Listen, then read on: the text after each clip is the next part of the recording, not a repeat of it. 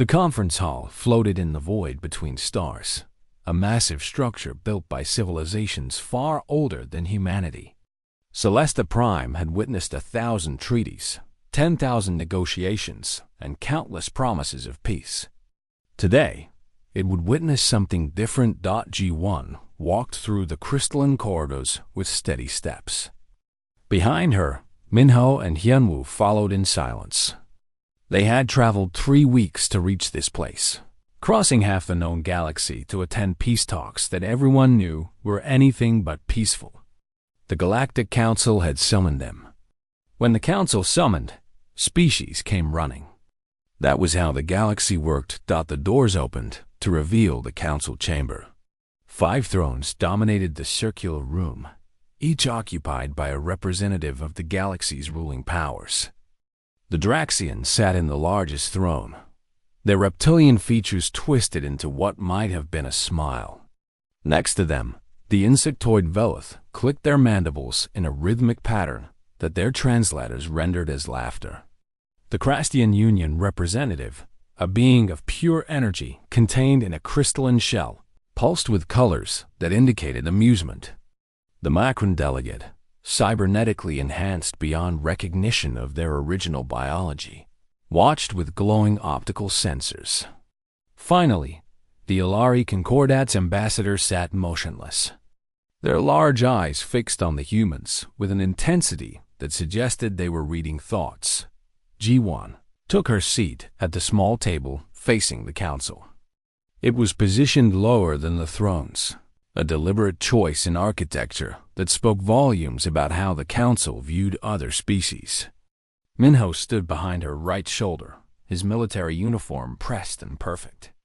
Hyunwoo stood to her left, carrying a data tablet that contained 3 years of documented grievances.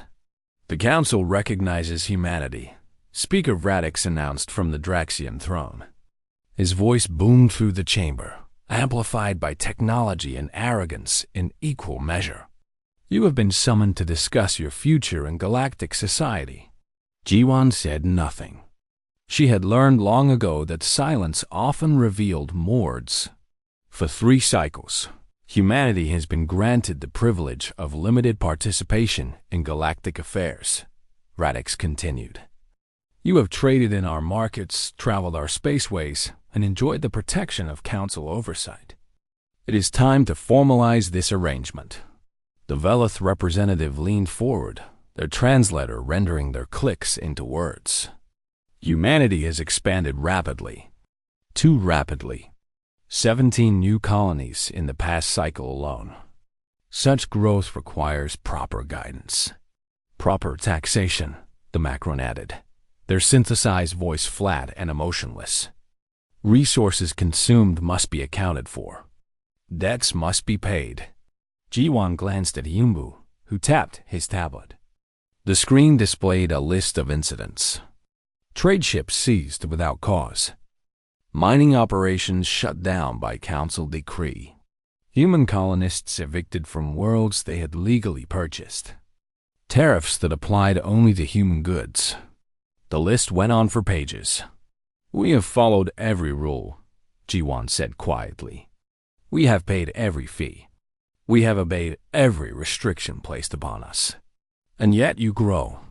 The Ilari ambassador spoke for the first time, their voice like wind chimes. Your thoughts are loud, human. You think yourselves equal to the council. You think these restrictions unfair. You think, I think, Jiwon interrupted, meeting the Ilari's gaze, that we came here to discuss peace. So let us discuss it. Radix's smile widened, showing rows of sharp teeth. Very well. The Council has prepared terms for humanity's continued participation in galactic civilization. He gestured, and a hologram appeared above the Council thrones. First, humanity will reduce its military fleet by 80%. Such weapons are unnecessary for a species under Council protection. Minho's jaw tightened, but he remained silent. Second, the Velith continued, humanity will accept Council observers in all governmental functions. This is for your own benefit, to help guide your primitive political structures.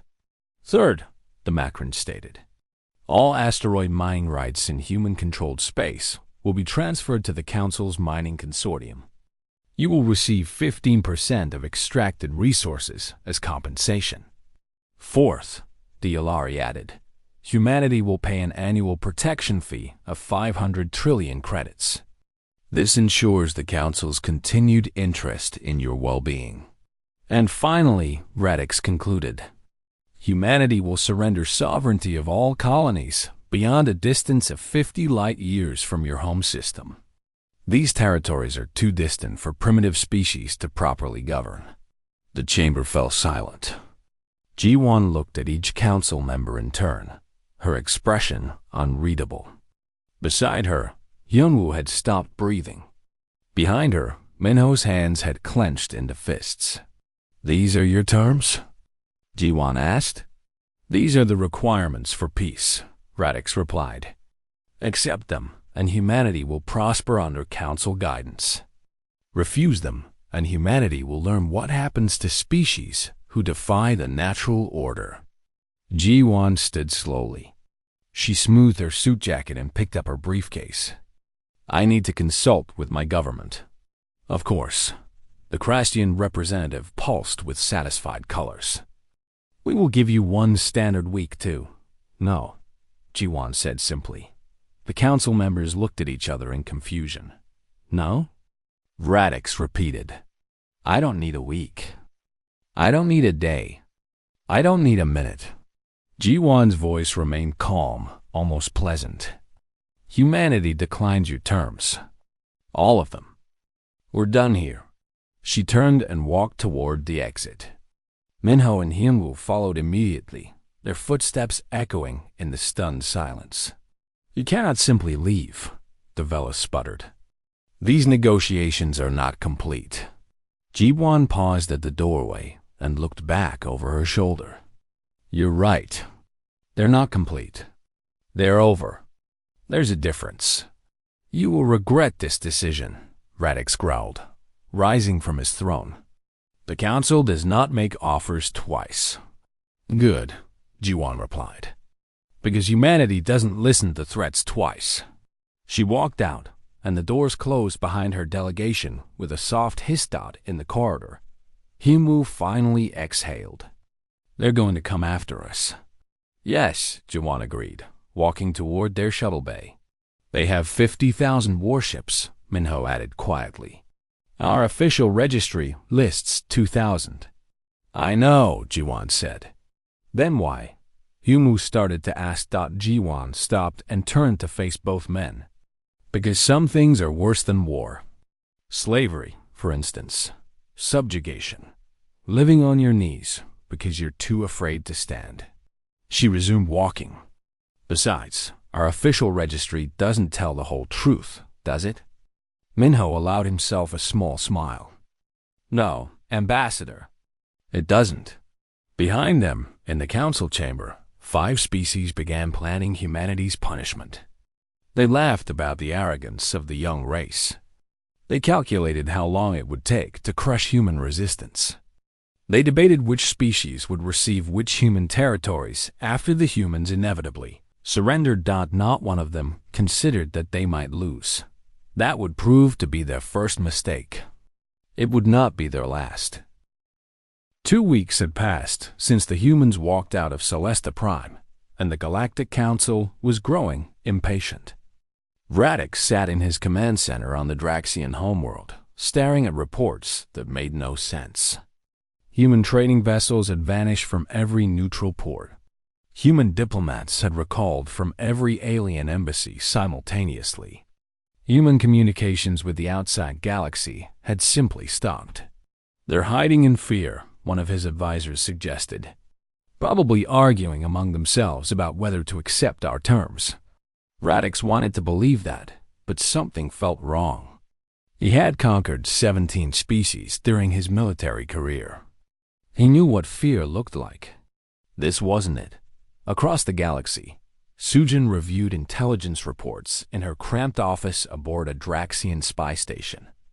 She had been monitoring human space for the past 4 years, tracking their expansion, noting their patterns. What she saw now terrified her. Every human civilian vessel had retreated to their core worlds. Not scattered, not panicked, but organized. Like someone had given a single order and billions of people had obeyed without question. That kind of coordination didn't happen naturally. It required planning, preparation. She pulled up energy consumption data from the 15 human systems. The numbers made her stand up so fast her chair fell backward. Industrial output had tripled in 2 weeks. Energy signatures indicated round-the-clock manufacturing on every human world, every human station, every human facility. Sujin grabbed her datapad and ran to the station commander's office. "Sir, we have a problem." The commander barely looked up from his meal. "The humans are building weapons to resist? Let them. It takes years to construct a proper war fleet." "That's just it, sir. I don't think they're starting to build. I think they were already building, and now they're just not hiding it anymore." That got his attention. "Explain." Sujin threw the data onto his display screen. Human communications went dark 12 days ago. Every message now uses military-grade encryption we can't break. But before that, I found something. 3 years ago, when the Council started putting pressure on humanity, there were minor discrepancies in their shipping manifests. Nothing major, just small amounts of raw materials that didn't quite add up. "So they were smuggling," the commander said dismissively. "All species do that." "Not smuggling, sir. Redirecting. I tracked the discrepancies. The materials were going to remote locations in their outer systems. Locations registered as mining outposts and research stations. Except the energy signatures were all wrong for mining or research." The commander leaned forward. "What kind of energy signatures?" "Shipyard signatures, sir. Military shipyards. I think they've been building warships in secret for 3 years, disguised as civilian infrastructure." The commander stared at the data for a long moment. Then he laughed. "Impossible. We have observers throughout human space. They couldn't hide entire fleets. What if they hid them in plain sight? Massive stations that look like civilian facilities from the outside, but are really enough," the commander interrupted. "You're jumping at shadows. The humans have 2,000 registered warships. We've counted them.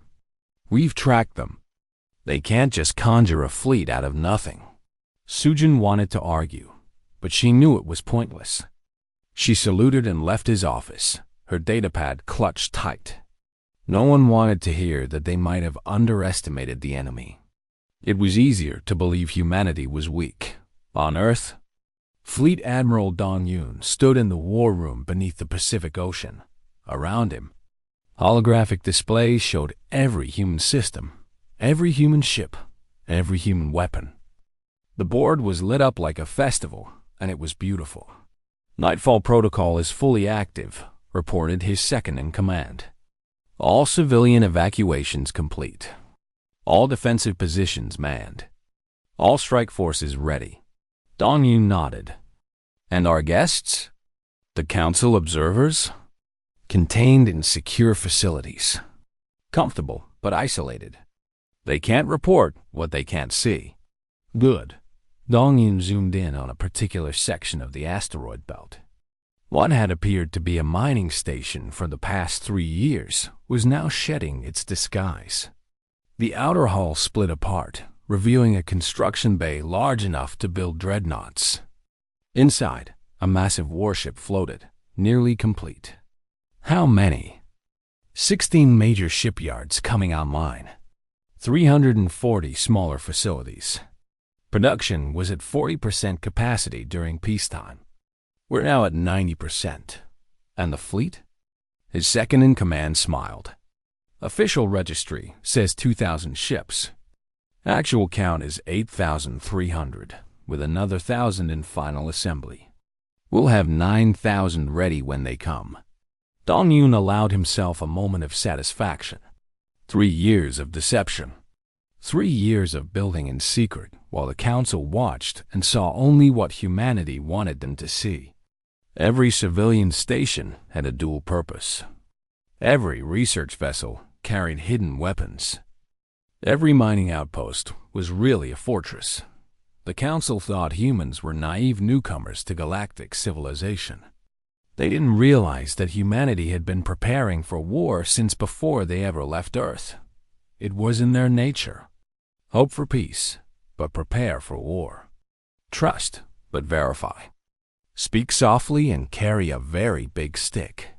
What about our friend in the Crastian Union? Dong Yun asked. Taiyang has been sending warnings to the council. No one is listening. Dong Yun felt a pang of sadness. Taiyang had left Earth 40 years ago, married a Crastian, raised a family in their society. He was as much Crastian as human now. But he still remembered where he came from, and he was trying to prevent a massacre. The council thought he was being paranoid. They would learn differently. Send him a message on Secure Channel 7. Tell him to get his family to the neutral zone. When this starts, I don't want him caught in the crossfire. Yes, sir. Dong Yun looked at the display showing council space. 5 civilizations, thousands of worlds, 50,000 warships. Any rational analysis said humanity couldn't win. But rational analysis didn't account for desperation, innovation, or the sheer stubborn refusal of humans to submit. Begin final preparations, he ordered. All ships to battle stations. All weapons charged. All personnel to combat readiness. Sir, the council hasn't declared war yet. They're still in the posturing phase. They will, Dong Yun said quietly. They can't help themselves. They see our withdrawal as weakness. They'll come to punish us to make an example. And when they do, we'll show them what humanity learned from 5,000 years of killing each other. We got very good at it. The war room fell silent, except for the hum of computers and the quiet breathing of officers who knew what was coming. Outside, across human space, 9,000 warships powered up their engines. Weapons that had been hidden for years emerged from concealment. Soldiers who had trained in secret reported to their posts. Humanity had spent 3 years preparing for this moment. The Council had spent 3 years underestimating them. Soon, everyone would see which approach was wiser. Commander Zelrith of the Draxian Empire had conquered 11 worlds in his career. He wore their names engraved on his ceremonial armor, a source of pride among his people. Today, he would add a 12th name, New Bizin, a human colony on the edge of their territory. It was a minor world, population 3 million, defended by what intelligence suggested was a pitiful garrison. The perfect target to remind humanity of their place. Battle Group 17 emerged from hyperspace in perfect formation. 500 warships, ranging from small destroyers to massive battle cruisers. Zelrith's flagship, the Conqueror's Pride, led to formation. Behind them, the colony world of New Bizin hung in space, looking peaceful and undefended. Scan for defensive positions, Zelrith ordered. His sensors officer worked quickly, then looked up in confusion. Sir, I'm reading 50 human vessels. Cruiser class, standard design. They're positioned in orbit around the colony. 50 ships. Zelrith laughed. They're not even trying to run. Contact them. Offer surrender terms. The communication officer opened a channel. Attention, human vessels. You are outmatched and outgunned. Surrender immediately, and your crews will be treated according to galactic law. Resist, and this is Captain Ji-hoon of the Human Defense Force, a voice interrupted. You have entered human territory without authorization. You have one chance to turn around and leave. The bridge crew burst into laughter. One chance. 50 ships telling 500 to leave. It was absurd. I admire your courage, Captain Ji-hoon, Zelrith said. But courage without wisdom is just stupidity. I'll give you 10 minutes to evacuate your crews to the planet's surface. After that, we will destroy your ships and occupy the colony." "Negative," Ji-hoon replied. "You'll leave, or we'll make you leave." "So be it. All ships, advance. Target their vessels. Let's make this quick." Battle Group 17 moved forward in a standard attack formation. The human ships didn't run. They didn't even move. They just sat there in orbit, waiting. Zelrith felt a moment of doubt. Why weren't they running? Why weren't they? "Sir, the human ships are powering weapons." "All ships, open fire!" The Draxian fleet unleashed a massive volley. Thousands of weapons fired simultaneously, filling space with deadly energy. The attack was overwhelming, designed to cripple an enemy fleet in the opening seconds. Against 50 ships, it should have been complete annihilation. The human ships vanished. Not destroyed, but vanished. Sensor readings went chaotic. Where did they? Zelrith started to ask. Then the human ships were everywhere. They had moved faster than Draxian sensors could track, scattering throughout the enemy formation. And when they fired, everything changed. The first human weapon hit the destroyer Dancing Blade. The ship's shields, which should have absorbed the blast, simply failed. The weapon punched through the hull like it wasn't there, and the destroyer exploded in a ball of fire. Then another destroyer died. Then a cruiser. Then 2 more destroyers. "Evasive maneuvers," Zelrith shouted. "Return fire." His fleet tried to scatter, but the human ships moved with impossible precision. They darted between Draxian vessels, firing constantly. Every shot found a target. Every target died. The humans fought like they could predict where the Draxian ships would move before they moved. "Their weapons are ignoring our shields," the tactical officer screamed. "It's like we're not even protected." Zelrith watched in horror as his fleet died around him. A human cruiser flew past his flagship, so close he could see its hull markings. It fired twice, and 2 of his escorts exploded. The human ship was already gone before his gunners could target it. "All ships, focus fire. Concentrate on 1 human vessel at a time." The Draxian fleet tried to coordinate, tried to bring their superior numbers to bear. They managed to surround 1 human cruiser, hitting it with fire from 30 different ships. The human vessel's shields glowed white-hot but held. Then the ship fired a spread of missiles, and 6 Draxian ships died in the explosions. Captain Ji-hoon's voice came over the open channel again, calm and professional. "You were warned. Last chance to retreat. Never." Zelrith roared. "All ships, ramming speed. If we can't shoot them, we'll crush them." 10 Draxian destroyers accelerated toward the nearest human vessel, intending to physically ram it. The human ship didn't run. Instead, it flew directly toward them. At the last second, it rolled 90 degrees and fired. All 10 Draxian destroyers exploded simultaneously. That was when Zelrith realized he was going to lose. Not just the battle, but everything. His fleet was being slaughtered. In 15 minutes of combat, he had lost over 200 ships. The humans had lost 3 ships against 500. "Sir, the humans are transmitting something," his communication officer said, his voice shaking. "What is it?" It's a data package. They're sending it to every ship in our fleet." "I think it's..." The officer's eyes widened. "Sir, it's our tactical weaknesses. Every flaw in our shield generators. Every vulnerability in our hull design. Every gap in our weapon coverage. They've been studying us for years. They know everything about our ships." Zelrith felt cold. The humans hadn't just prepared for war. They had prepared specifically for war with the Galactic Council. They had studied every species, every ship class, every weapon system. And they had designed their vessels specifically to counter what they found. "Retreat," Zelrith said quietly. "Sir?"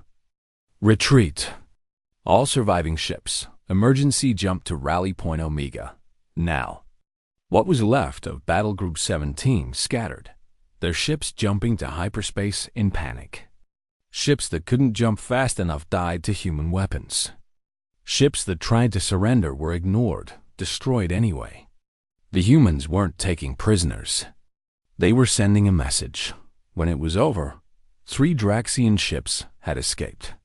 3 ships out of 500. Zelrith's flagship was one of them, though he felt no pride in survival. He had lost his entire command. 497 ships. Tens of thousands of crew. All dead in 20 minutes dot, and the humans had lost 3 ships. On New Bizin, the colonists watched from the surface as the human fleet reformed in orbit. No celebration, no cheering. Just grim satisfaction that they were still free. Captain Ji-hoon stood on his bridge, looking at the debris field that had been a Draxian fleet. "Send a message to Fleet Admiral Dong-hyun. First engagement successful. Enemy forces eliminated. New Bizin remains secure. Sir, should we pursue the surviving ships?" "Negative. Let them go. Let them tell the Council what happened here. Let them spread the story." His tactical officer looked confused. "Sir, why would we want them to know how strong we are?" Ji-hoon smiled grimly. "Because fear is a weapon too. We can't fight the entire galaxy at once. But if they're afraid, if they're uncertain, maybe some of them will think twice before attacking. Maybe some of them will decide that humanity isn't worth the cost. And if they don't? If they all come at once?" Ji-hoon looked at the tactical display showing the locations of human fleets throughout their territory. 8,000 ships, with more coming online every day. It still wasn't enough to fight the entire council. But it might be enough to make them bleed. And if humanity had learned anything from their own history, it was that empires fell when their people stopped believing victory was worth the price. "Then we fight," Ji-hoon said simply. "And we make it cost them everything they have." The emergency council session lasted 6 hours. 6 hours of rage, accusations, and demands for vengeance. Commander Zelrith stood before the 5 thrones, his armor stripped of rank and honor, and told them what had happened at New Bizin. When he finished, the council chamber fell silent. "Impossible," Radix finally said. 500 ships destroyed by 50? You must have been incompetent, cowardly, or both. I was neither, Speaker. I was simply unprepared for what humanity truly is. And what is that? The Veloth representative clicked angrily. A species that has spent its entire existence at war with itself, Zelrith replied. They have fought battles we cannot imagine. They have developed weapons we didn't think possible. And they have been preparing for this conflict for years while we laughed at them. Enough, the Macron cut in. Humanity is one species. We are 5. They have a few thousand ships. We have 50,000. We will crush them with overwhelming force. And so the council voted. Every available warship would be pulled from every corner of their territories. They would assemble the largest fleet in galactic history and strike at Earth itself. Humanity's homeworld would burn, and every other species would see what happened to those who defied the council. 30,000. Warships gathered at the rally point. It took 3 weeks to assemble them, 3 weeks during which humanity fortified their positions and prepared for the coming storm. Sujin, who had been proven right but took no satisfaction in it, worked around the clock, analyzing human defenses. They're ready for us, she told her superiors. Whatever we're planning, they've already planned for it. Let them plan, Radix replied. No amount of planning defeats 30,000 warships. The fleet jumped to Earth's system in waves, emerging from hyperspace at the edge of human territory. The journey took 4 days at maximum speed, and with each day the fleet grew more confident. They were invincible.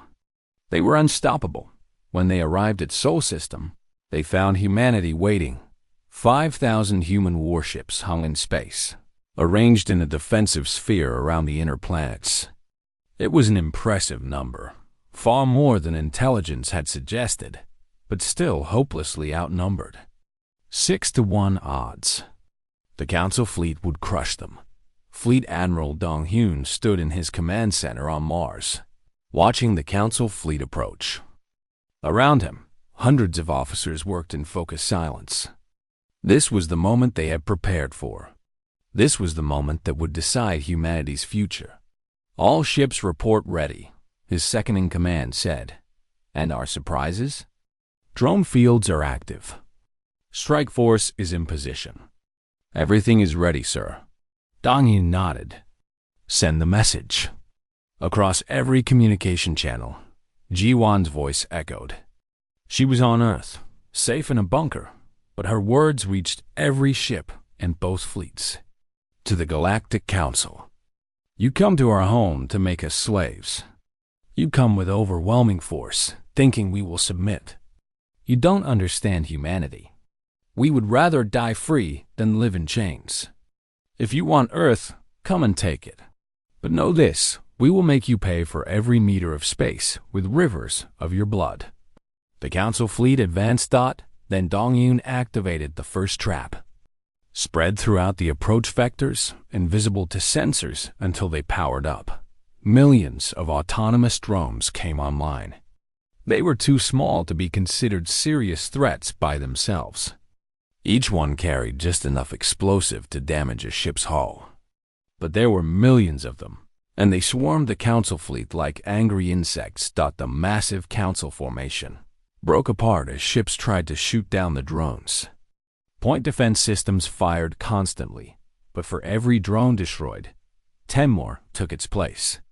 Ships collided with each other, trying to evade. Communications filled with panicked shouts. The organized assault became chaos. "Now," Dong-Hyun ordered, "launch all strike craft." From the human fleet, thousands of small fighters launched. They dove into the confused Council formation, targeting command ships and carriers.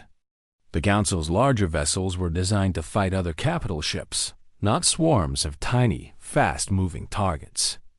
The fighters were everywhere, hitting supply ships, targeting weapon systems, destroying sensor arrays, and then Admiral Seo-hyun's strike force appeared.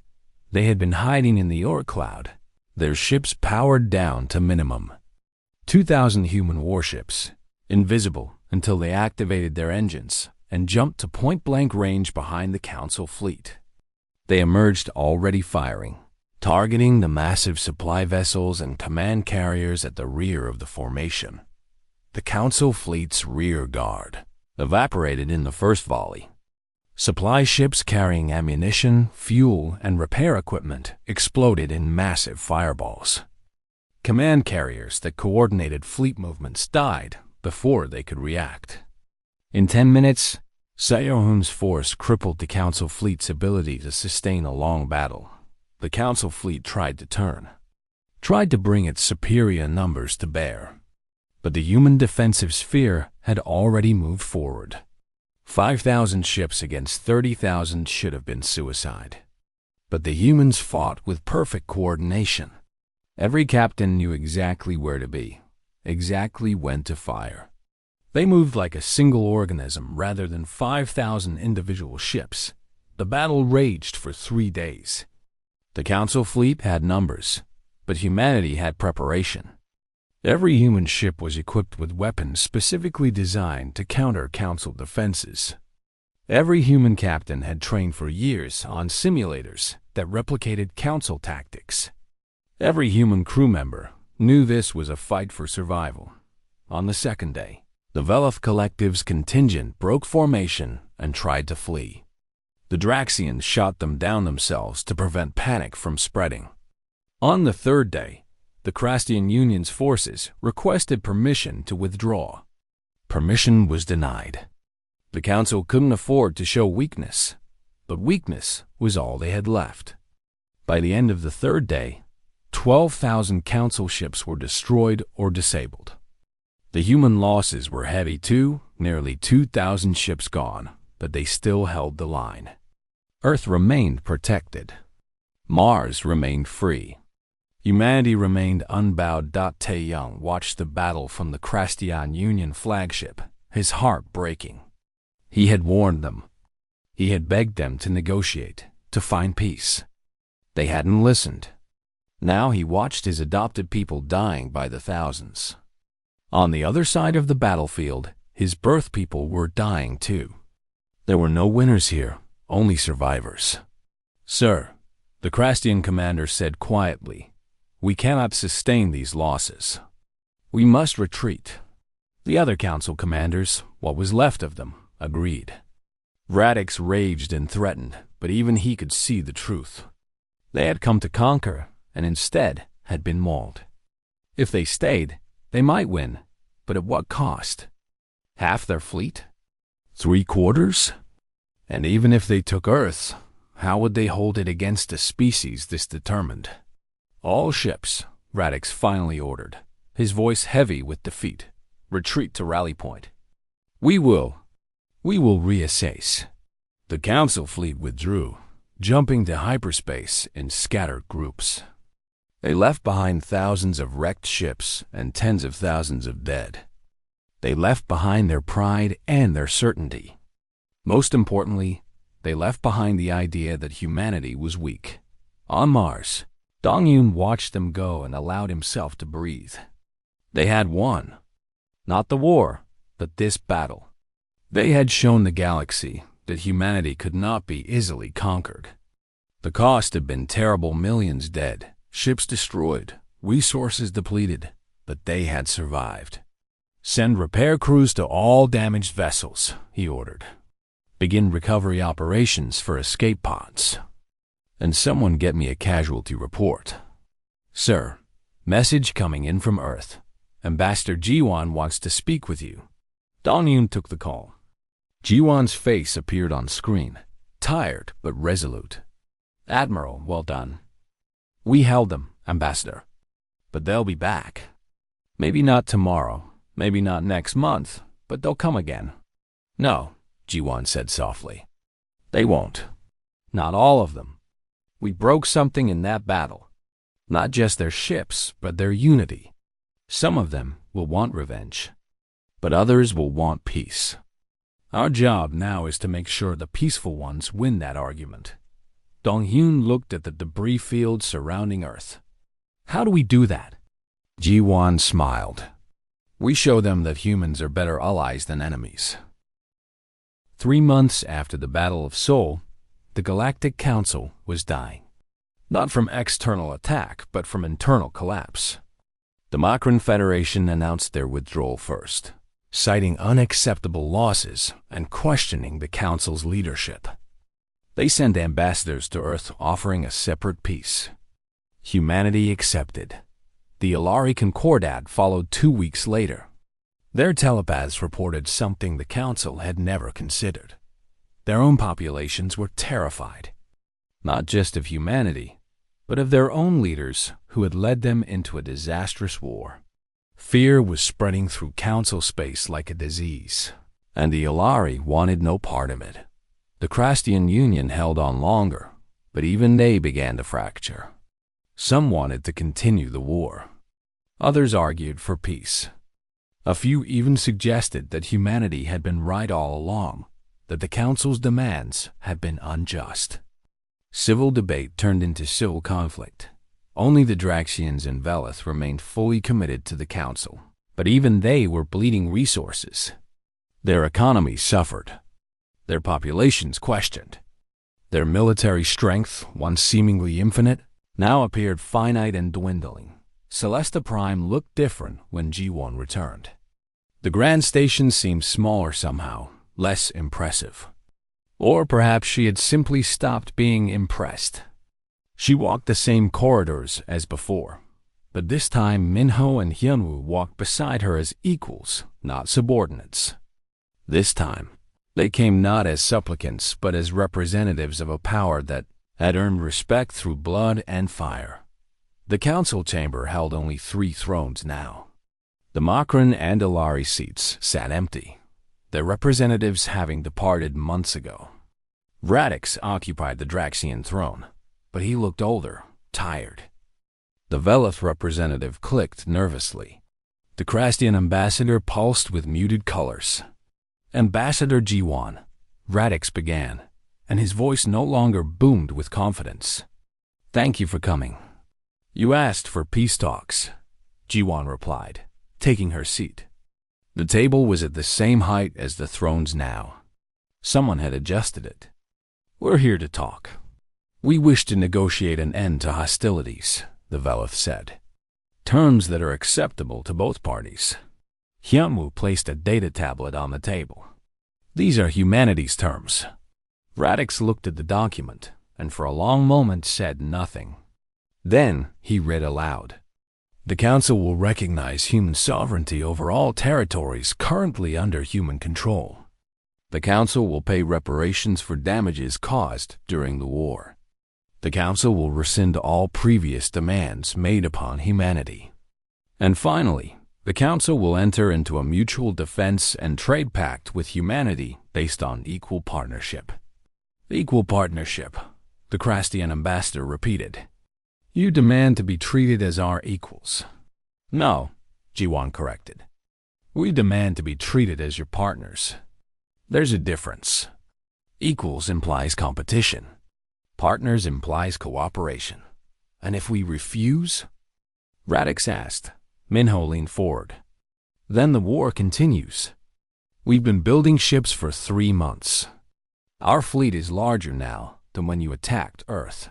Your fleets are smaller. The math isn't in your favor. You would continue fighting?" The Velith clicked in disbelief. "Even though you won? Even though we're offering peace?" "We're not interested in revenge," G1 explained. "But we're also not interested in a temporary peace that lasts only until you rebuild your strength. We want a real peace. One based on mutual respect and mutual benefit." "What you're describing," Radix said slowly, "is the end of the Council as it has existed for 1,000 years. "Yes," Jiwan agreed. "The Council ruled through fear and force. It conquered and it took. That system is broken. We're offering something different. A partnership of species who work together because they choose to, not because they're forced to." The 3 council members looked at each other. What Jiwan proposed was radical, revolutionary. But what choice did they have? They could continue fighting a species that refused to submit, bleeding their resources until they collapsed. Or they could adapt. "We need time to consider," the Krastian ambassador said. "Of course," Jiwan replied. "We'll be here when you're ready." She stood and left the chamber. In the corridor, Hyunwoo let out a long breath. "Do you think they'll accept?" "They will," Jiwan said, "because the alternative is watching their civilizations crumble while we grow stronger. Pride is powerful, but survival is stronger." She was right. 6 hours later, the Council accepted humanity's terms. The formal treaty took 3 weeks to negotiate, with lawyers and diplomats arguing over every word. But the foundation was set. The Council's age of dominance was over. A new era of cooperation was beginning. During those 3 weeks, something unexpected happened. Taeyang requested a meeting with the human delegation. They met in a private room, away from the cameras and the crowds. He looked older than his years, worn down by watching 2 civilizations he loved tear each other apart. "Ambassador Jiwan," he said quietly, "I wanted to thank you." "For what?" "For proving that humanity could be more than I feared. I left Earth because I was tired of our endless wars, our constant conflicts. I thought we were too violent to ever truly change. But you showed the galaxy something important. You showed them that strength doesn't have to mean cruelty. That power doesn't have to mean domination." Jiwan smiled sadly. "We're still violent, Taeyang. We still have our wars. But we're learning. Slowly, painfully, but we're learning." I would like to come home, Taiyang said. If I'm welcome. You were always welcome, Jiwang replied. You tried to warn them. You tried to prevent this war. That took courage. Taiyang nodded, tears in his eyes. I have a family here. A Krastian wife. Children who are half human and half Krastian. They want to see Earth. They want to understand where I came from. Then bring them, Jiwang said. All of them. We have room. 4 weeks after the treaty was signed, Jiwang stood on Earth, looking up at the stars. Minho joined her, his military uniform replaced with civilian clothes. The war was over. Now came the harder part, building the peace. Do you think it will last? He asked. The peace? Maybe, maybe not. But we changed something fundamental. We proved that you don't have to submit to survive. Other species saw that. Small species, weak species, species that have been under the Council's boot for generations. They saw us fight back and win. That changes things. And if the Council comes back? If they rebuild and try again? Jiwang smiled. Then we'll be ready. We'll always be ready. That's the lesson we taught the galaxy. Humanity doesn't start fights, but we finish them.